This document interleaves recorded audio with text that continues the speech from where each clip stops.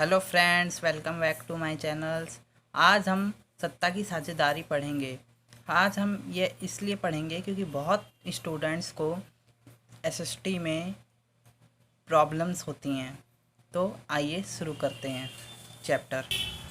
Belgium और Sri Lanka. Belgium Europe का छोटा सा देश है। क्षेत्रफल में हरियाणा राज्य से भी छोटा है। इसकी सीमाएं फ्रांस, नीदरलैंड, जर्मनी और लक्समबर्ग से लगती है। इसकी आबादी 1 करोड़ से अधिक है, यानी हरियाणा की आबादी से करीब आधी। इस छोटे से देश के समाज की जातीय बनावट बहुत जटिल है। देश की कुल आबादी 59% का हिस्सा फ्लेमिश इलाके में रहता है और डच भाषा बोलता है। शेष 40% लोग वेलोनिया क्षेत्र में रहते हैं और फ्रेंच भाषा बोलते हैं। शेष 1% लोग जर्मन बोलते हैं। राजधानी ब्रुसेल्स के 80% लोग फ्रेंच भाषा बोलते हैं और 20% लोग डच भाषा बोलते हैं। यानी कि बेल्जियम शहर है। बेल्जियम यूरोप का एक छोटा सा देश है जिसकी आबादी हरियाणा राज्य की आधी है और ये हरियाणा राज्य से बहुत छोटा है। इसकी सीमाएं फ्रांस, नीदरलैंड, जर्मनी और आदि राज्यों से लगती हैं। इसकी आबादी का जो 59% हिस्सा है वो फ्लेमिश शहर में रहता है। मतलब एक फ्लेमिश शहर है बेल्जियम में, उसमें रहता है और वो क्या बोलते हैं, वो डच भाषा बोलते हैं। और जो 40% लोग हैं वो वेलोनिया क्षेत्र में रहते हैं और फ्रेंच भाषा बोलते हैं। और शेष 1% आबादी है वो जर्मन लोगों की है। राजधानी ब्रुसेल्स के 80% लोग फ्रेंच भाषा बोलते हैं। यानी कि जो राजधानी है ब्रुसेल्स, मतलब बेल्जियम की राजधानी कौन सी है, ब्रुसेल्स में 80% लोग फ्रेंच भाषा बोलते हैं और 20% लोग डच भाषा का इस्तेमाल करते हैं। ठीक है। अल्पसंख्यक फ्रेंच भाषी लोग तुलनात्मक रूप से ज़्यादा समृद्ध और ताकतवर रहे हैं। बहुत बाद में जाकर आर्थिक विकास और शिक्षा का लाभ पाने वाले डच भाषी लोग को इस स्थिति से नाराज़गी थी। इसके चलते 1950 और 1960 के दशक में फ्रेंच और डच बोलने वाले समूहों के बीच तनाव बढ़ने लगा।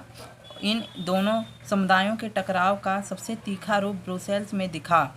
यानी कि जो अल्पसंख्यक फ्रेंच भाषी लोग थे वो तुलनात्मक रूप से ज़्यादा समृद्ध थे और ताकतवर थे। मतलब जो फ्रेंच भाषा बोलते थे वो समृद्ध थे और ताकतवर थे, लेकिन उनकी संख्या बहुत कम थी।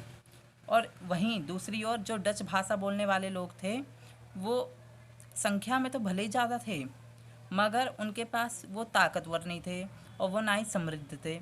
वो बहुत बाद में जाकर आर्थिक विकास पाए और शिक्षा का लाभ पाए, जिसके चलते उनमें नाराज़गी थी। ठीक है। इसके चलते 1950 और 1960 के बीच दोनों समूहों के बीच तनाव बढ़ने लगे। इन दोनों समूहों के टकराव का सबसे तीखा रूप ब्रुसेल्स में दिखा। इसका जो सबसे तीखा, अब मान लो हमारा भारत है, अब यहाँ पे 2 समुदायों के बीच लड़ाई होगी या किसी भी समुदायों के बीच लड़ाई होगी तो इसका सीधा असर कहाँ दिखेगा, राजधानी में दिखेगा। तो यही उनके साथ भी होता है। यह एक विशेष तरह की समस्या थी। डच बोलने वाले लोग संख्या के हिसाब से अपेक्षाकृत ज़्यादा थे और धन और समृद्धि के मामले में कमज़ोर और अल्पमत थे। यानी कि जो डच भाषा बोलने वाले लोग थे वो संख्या में ज़्यादा थे और संख्या में ज़्यादा होने के कारण उनमें एक मत नहीं था। मतलब वो किसी के साथ मिलकर नहीं रहते थे। किसी के साथ मिलकर नहीं रहते थे और वो धन, समृद्धि, इन सब में कमज़ोर थे। और वहीं दूसरी जो फ्रेंच भाषा बोलते थे वो ज़्यादा अमीर थे।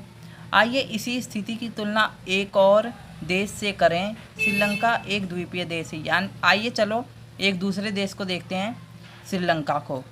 श्रीलंका एक द्वीपीय देश है।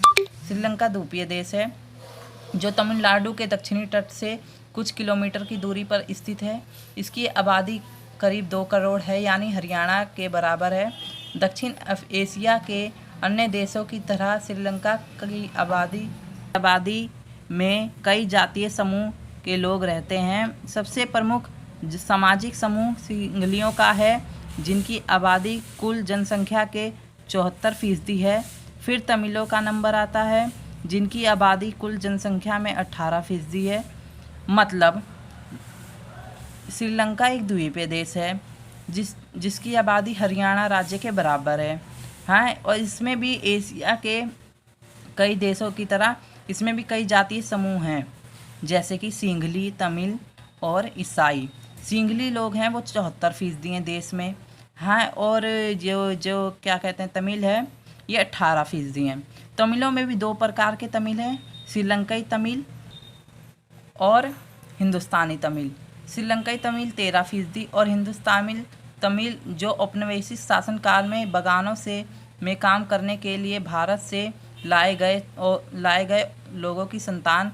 जो मौजूदा श्रीलंका के नक्शे पर गौर करें तो पाएंगे कि तमिल मुख्य रूप से उत्तर और पूर्वी प्रांतों में आबाद हैं। अधिकतर सिंगली भाषी लोग बौद्ध हैं, जबकि तमिल भाषी लोगों में कुछ हिंदू और कुछ मुसलमान हैं।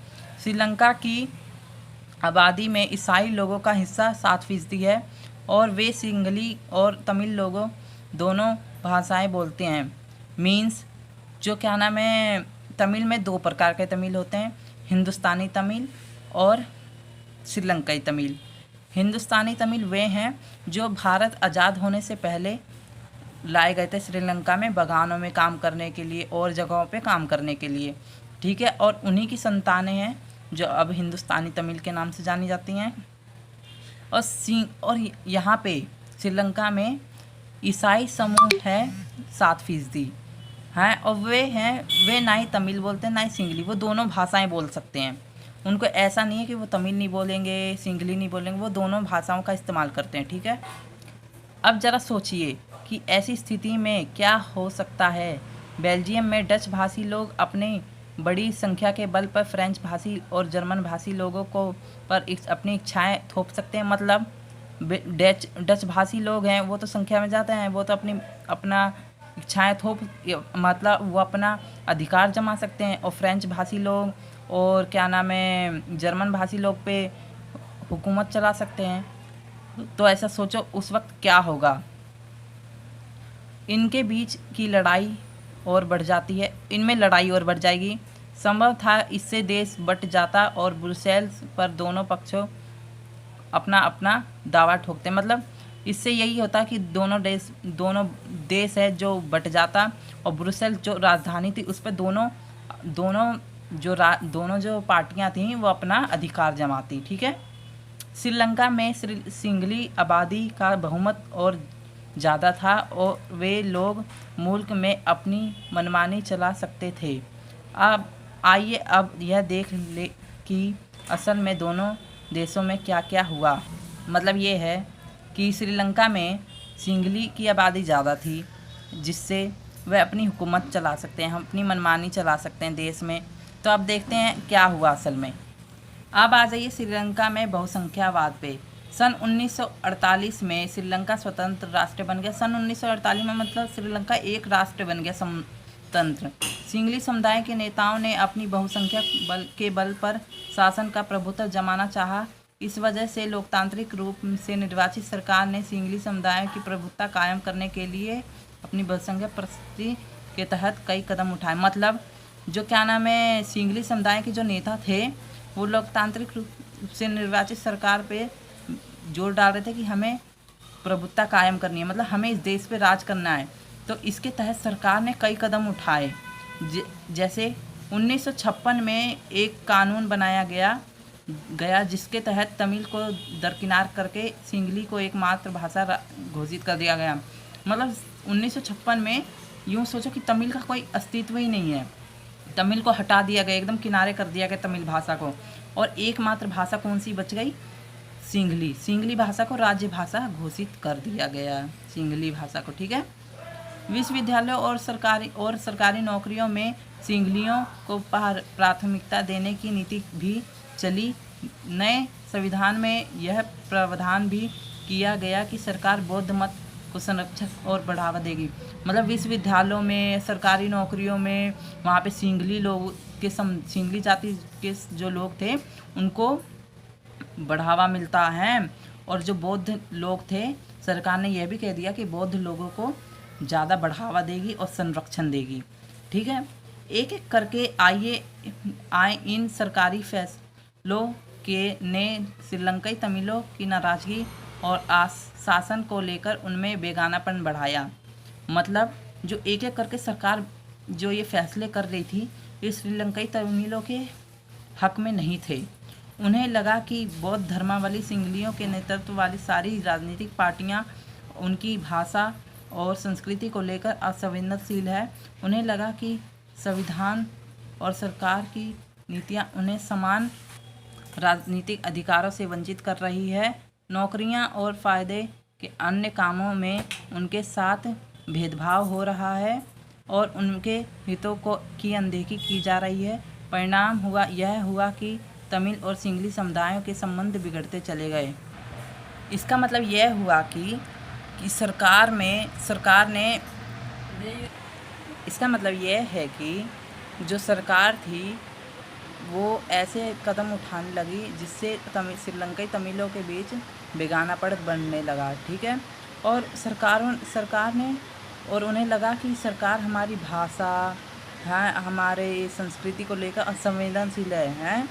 उन्हें लगा कि संविधान और सरकार की नीतियां उन्हें समान रूप से नहीं देख रही, मतलब उन्हें समान अधिकार नहीं मिल रहे, उनको अधिकारों से वंचित किया जा रहा है। और नौकरियां और फ़ायदे के अन्य कामों को किसको दिया जा रहा है? सिंहलियों को दिया जा रहा है और उनके संग भेदभाव किया जा रहा है। जैसे कि मान लो अगर तुम हो और तुम्हारा भाई है और तुम्हारी मम्मी तुम्हारे भाई को क्या नाम है चॉकलेट दे दें और तुम्हें चॉकलेट ना दें, तो तुम्हें कैसा लगेगा? वो तुम्हारे से प्यार ना करें और तुम्हारे भाई से करें तो तुम्हें कैसा लगेगा? ऐसी यहाँ तमिलों के साथ हो रहा है। ठीक है, अब हम नेक्स्ट पार्ट अगली वीडियो में पढ़ेंगे। Thanks for watching my video and subscribe my channel.